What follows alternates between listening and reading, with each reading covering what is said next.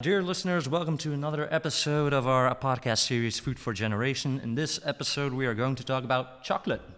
And as you know, during the upcoming European Conference in 2022, we will tackle several subjects concerning food. Two of them are gastronomy and food heritage. Just trying to find a living soul who hasn't heard of our famous waffles, beer, French fries, and of course, chocolate. And that's where Dominique Persoone and the chocolate line come in.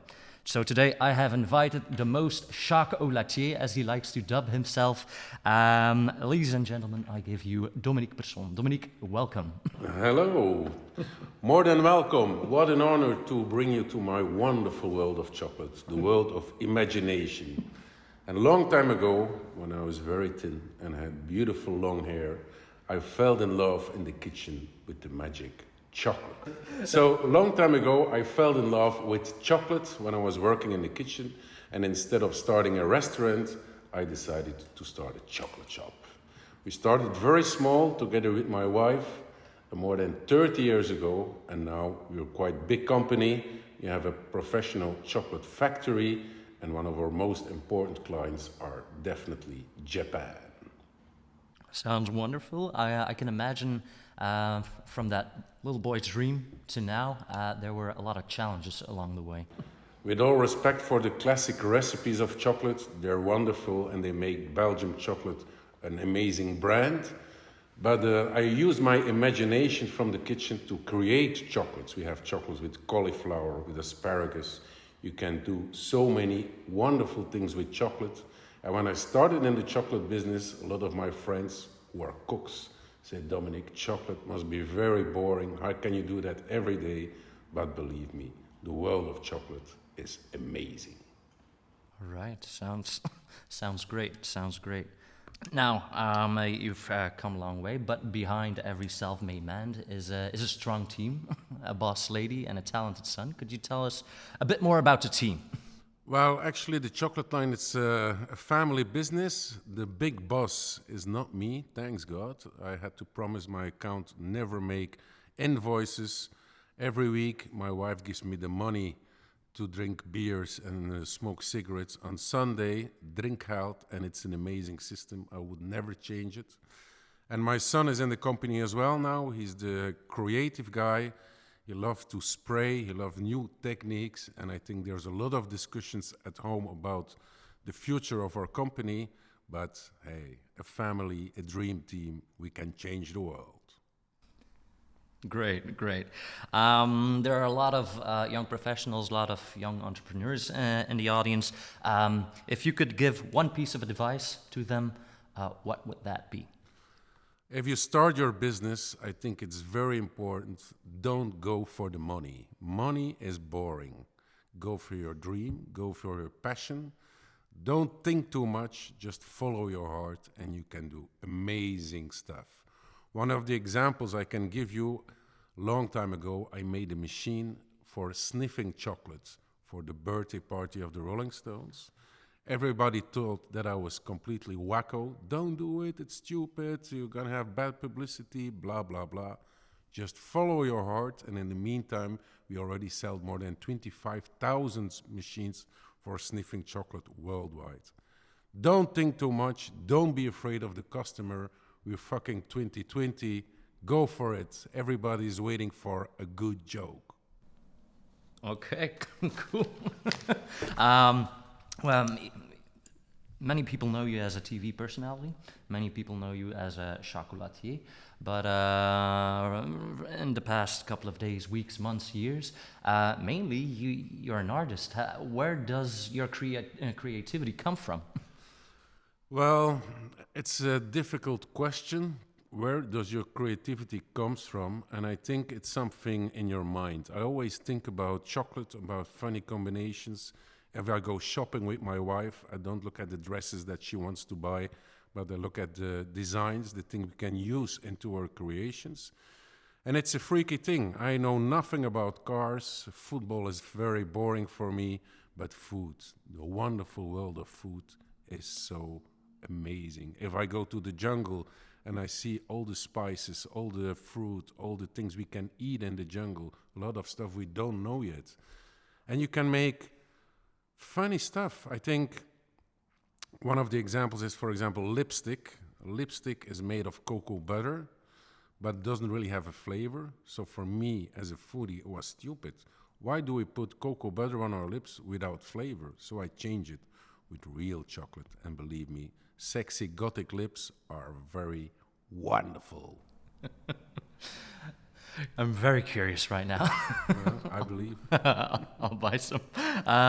You said some things about your expeditions, your many expeditions, and also did that lead to your tree to bar concept store in Bruges? Well, I think the customer of today wants to know where the food comes from. Chocolate has a quite bad reputation on slavery, and I really want to know the exact line.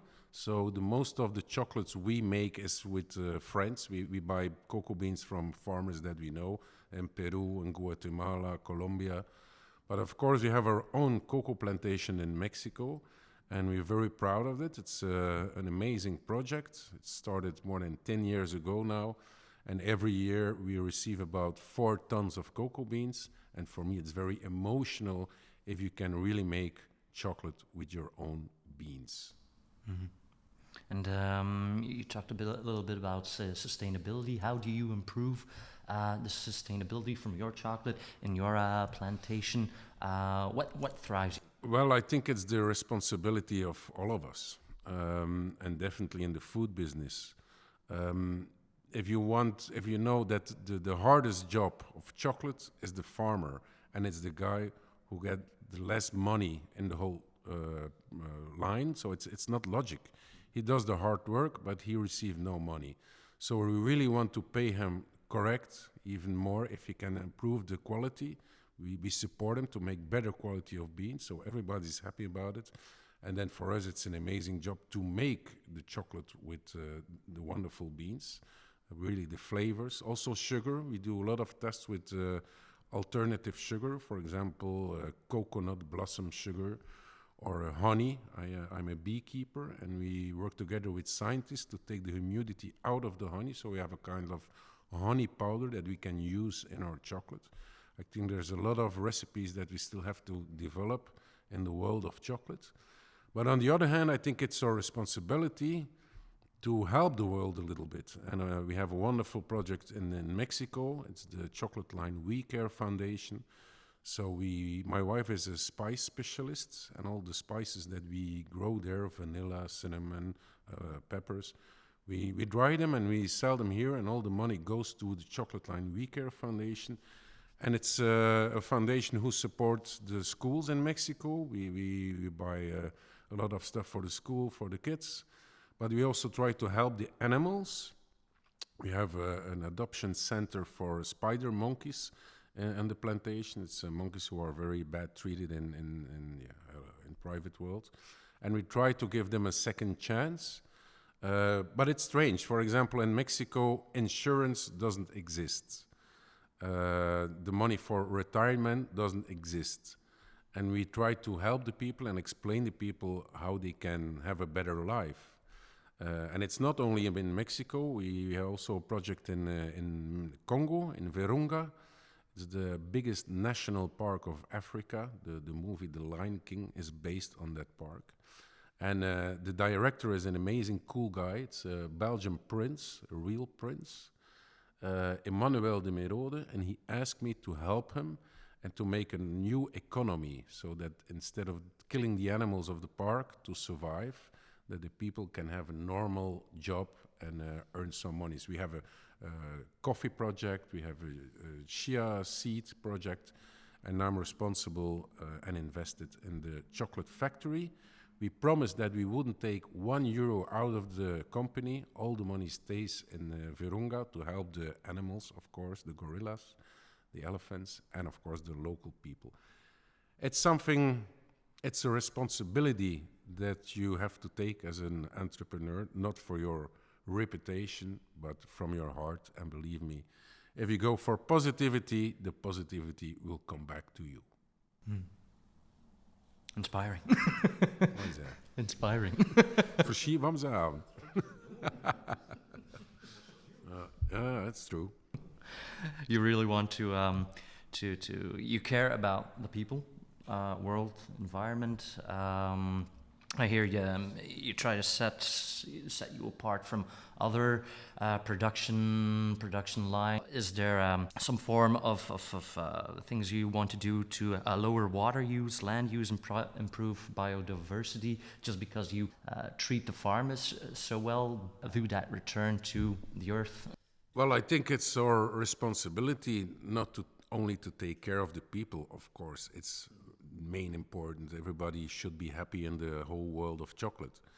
Definitely the farmers, but I think it's also our responsibility to take care of the nature. If the nature is game over, then it's game over with all of us. So I'm also the face here in Belgium of the honeybees. It's very important that we don't use pesticides, that we put a lot of plants and flowers, that the honeybees have their food. And in the whole production line, if we talk about the end, for example, packaging, or the beginning, how do you grow your trees? If we can do it in a better way, in a more healthier way for the world, then I think it's our responsibility to really to do that. Mm-hmm. Okay. Then moving on to the chocolate itself, there are a lot of myths about chocolate. What are the main effects of chocolates on a human body? Does it really make you happier? It makes you happier and it makes you hornier. Those two things I can say. Happier, definitely. There is a hormone in chocolate, and it's the same hormone that leave our brains after an orgasm, the happy hormone. So it's natural, it is in chocolate. And I think not only the girls, but everybody, if you're a little depressed, then you have a nice piece of chocolate and it gives you a lot of energy. So believe me, chocolate make you very, very happy. And horny, well, everybody is 18 plus, I guess. Of course. So Fire away. I can talk very open. The Montezuma, he was the king of the Mayas, and he had 40 ladies, and cocoa was something for the noble, only for the kings and the warriors. And it was a myth that if you eat chocolate, it's good for your how you call it, your horniness, your potency. But believe me, when I'm roasting beans, and I do it every week, when I'm roasting beans, I have to taste them. Look if the roasting was perfect. And if you eat a lot of beans, your heart starts beating, you can't believe it. And of course, if your heart starts beating, your blood goes very fast, and the rest I won't explain. Okay. I'll leave it to our imagination what happens very next. good. Yeah. I explain everything on the conference. Without pictures. Sounds promising. Oh, wait. Now, I can believe we have an announcement to make. During our upcoming European conference in Bruges, you will be one of our keynote speakers. You're one of our fire, or should I say, chocolate starters. What can we expect from you, from the chocolate line in 2022? Well, of course, I will tell my story, how I became a famous chocolatier, starting with nothing. I really want to inspire the people how they can run their business. And the main key is don't be afraid, follow your heart, and you can change the world. And believe me, your business is going to be a great success. Okay, looking forward to it. Now here's one of our last bits here. It's the speed round. I say a question and you, top of your head, 1 to 3 words, just shoot. What's your favorite chocolate you created? The grass, it's ganache with green apple and the acidity of grass. I love it. Okay, what's your favorite beer? My favorite beer, in Bruges we're very proud of our Brugse Zot. But it's a kinky one. If you have 4 or 5, you better don't drive your car anymore. Okay. What's the best chocolate to eat when you're on a date? I have a kinky massage cream, and it's not only for eating. Okay. I'm a whiskey lover, but if I remember correctly, you also mix chocolate with booze. What creations have you made with those? I love the smoky whiskies. It's very nice in combination with chocolate. You have the bitterness of a good chocolate, for example, Peru, with the smoky whiskey. It's amazing. Okay, and how many do you have to eat to get drunk? I did a test once for a TV show here in Belgium, and I think it was 40 chocolates, and you have to leave your keys of your car at the table. Okay, and last but not least, we're famous for our chocolate, but also our French fries and our beers. What do you prefer, fries or beer? I go for the fries. Okay. Dominique, thank you very much. We are looking forward to meeting and greeting you at the conference, so I will see you all very soon in June 22 in Bruges. All right. Chocolate is rock and roll. I'm waiting for you.